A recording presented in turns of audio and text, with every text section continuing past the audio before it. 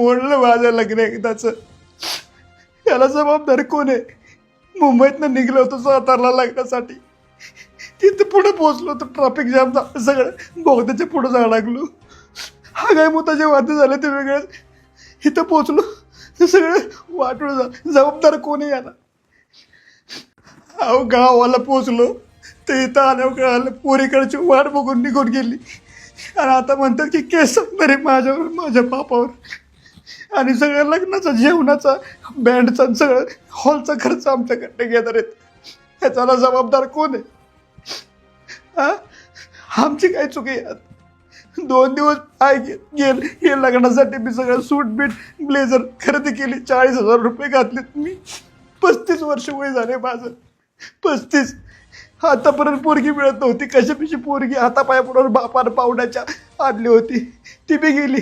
ह्याला जबाबदार सरकार आहे. आता आम्ही इथंच बसणार.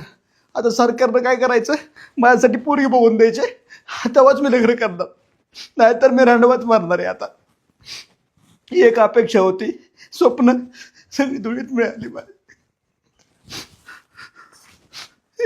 बघ काय होत झाली की दाढी करून निघालो होतो मी. इथं येईपर्यंत दाढी उगावली. टँकर पलटी झालाय, माझं आयुष्य पलटी झालंय, सगळं उद्ध्वस्त झालं आता.